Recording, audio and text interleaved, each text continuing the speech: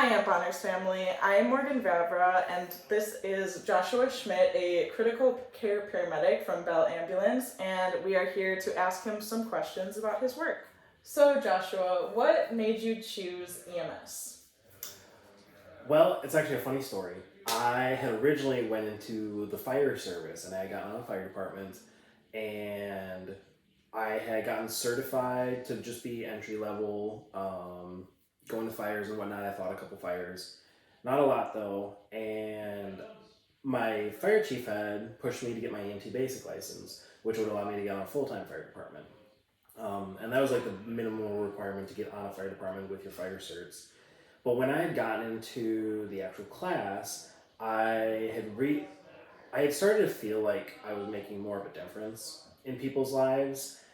Firefighting was honestly pretty glorious. Like a lot of people were like, "Oh, this is great because I'm helping people." But a lot of times we didn't actually get to see the people we were helping. We went, we fought the fire, we stopped the fire. In EMS, it was one-on-one patient care, or maybe sometimes multiple, depending on the situation. And it just really hit me really fast that, hey, this is personal. And I was able to get to know a lot of people very quickly. People show that they're very vulnerable in these times. And the fact that I could be there for them and help them through their difficult times just made a world of difference to me. And so I actually left the fire service. I didn't want to get on the fire department after that. I got into EMS as an EMT basic. I worked on Ripon for 4.5 years. I got my paramedic after 2 of those years, and then critical care the following fall after I graduated from paramedic. And since then, I've been at Lifestar over in the Adams branch, and then now Bell here in Milwaukee. So, and honestly, I've enjoyed all 5 of my years. I wouldn't have traded it for anything, and I still wouldn't trade it. So, Nice. Okay, so what does a workday look like for you? so the average work day for me, I'm on a 24-hour rotation, and I don't work the same days every week, and I only work 2 days a week. So I will work 1 day on, and then I'll have 2 days off, and then I'll come back to work on that third day. And each week it rotates. So one week I'll work a Tuesday, Friday, and then the next week I'll work a Monday, Thursday. And every like third or fourth week, we have what we call a Kelly day, where I would technically work 3 days during the week, because after that Monday, Thursday, I would technically work Sunday, Wednesday, and Saturday. So I'm on a Sunday Kelly, so I never work Sundays. Now, when I'm actually on shift, I work for a full 24-hour period, which means I can get a call. I can get calls throughout the day and throughout the night. I start at 6 a.m., I get off at 6 a.m. And it all depends on the demand for the ambulance. If we have people calling left and right for either very acute and very serious things, we have to go. Or if we get it for what we like to call BS, pardon my French, we would have to go pick up someone for toe pain, even if it's at 2 in the morning.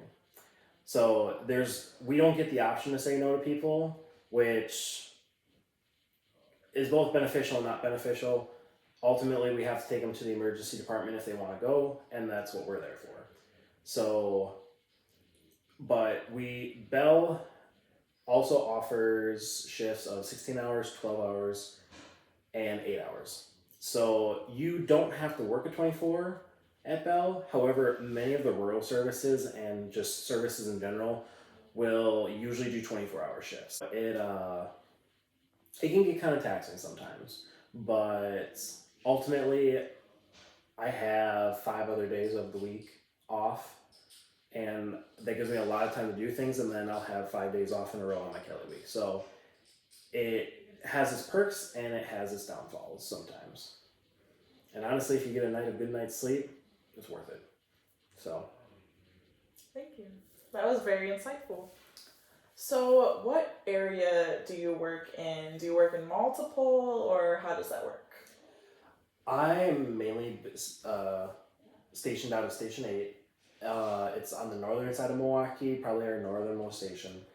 And we have multiple stations, some that are like right in the middle of Milwaukee, some on the southern end. We actually have one in Waukesha. and we just cover like basically all of Milwaukee on any given day. It all depends on where our coverage is and where we have holes with scheduling and stuff like that. Some days I will stay strictly out of Station 8.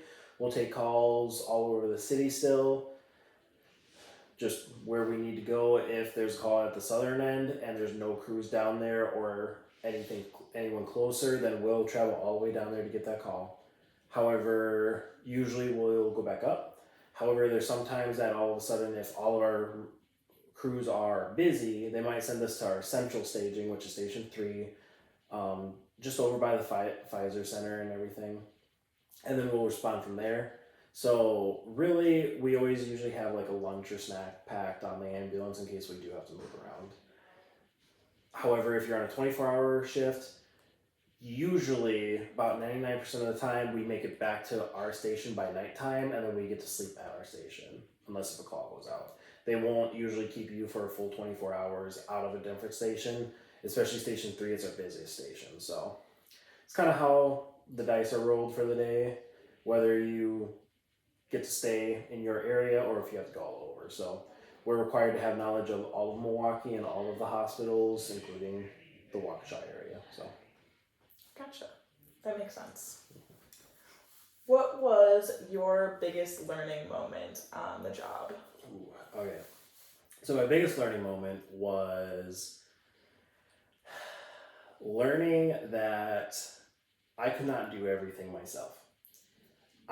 You are given a crew member to work alongside you, and they, especially at Bell, they're usually your same license level, so they can do everything that you can. And when I came out of paramedic school, I was young, I was hot-headed, I was this brand new paramedic that thought I could take on the world, and I quickly realized that I couldn't. When I realized that I didn't exactly trust some of my partners, and my philosophy was, if you want something done right, you do it yourself.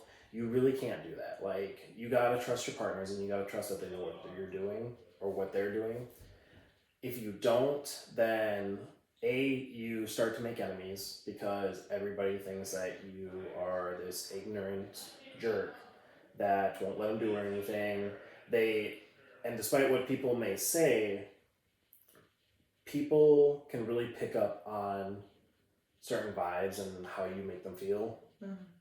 So if you're making them feel down about themselves or just down in general, and you're not treating them with respect, they're not going to want to work with you. You're going to have soiled relations with them. And I've had a couple relationships get soiled over the years. So, and I can acknowledge that I was part of the issue.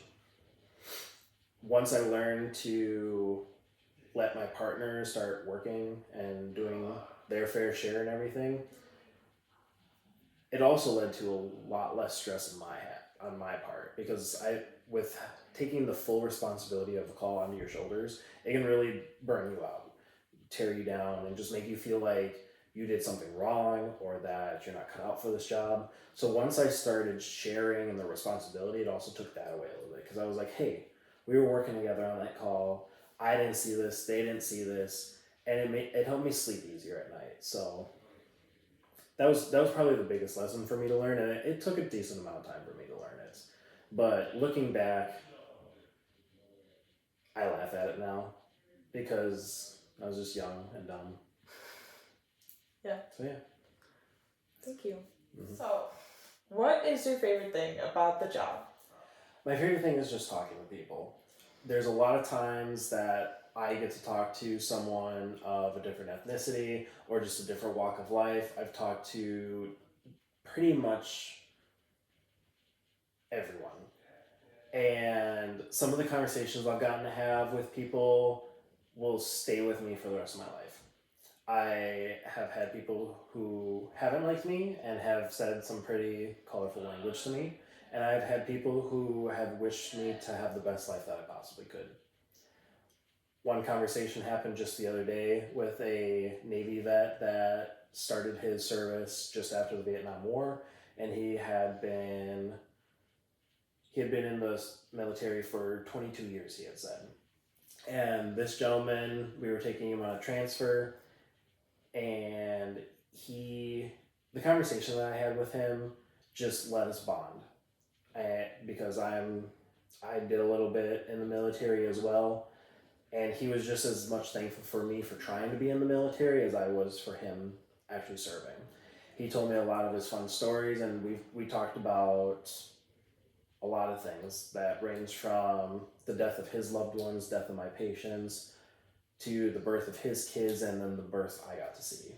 And we both had a lot of like similar views, and by the time we got to the hospital, one of the last things he told me was, if anyone ever gives you hell, tell them that there's an old Navy vet with a 50 cal sniper rifle that's going to come after him. So it's conversations like that I wouldn't have on a daily basis if I was just surrounded by the same people that I was every single day. So it gives me a great insight into other people's lives and what they're going through, how different their lives are from mine, whether for better or for worse. And at the end of the day, it really makes me thankful for the life that I was given growing up and what I have now. So. Oh, it sounds like a lot to experience in one job.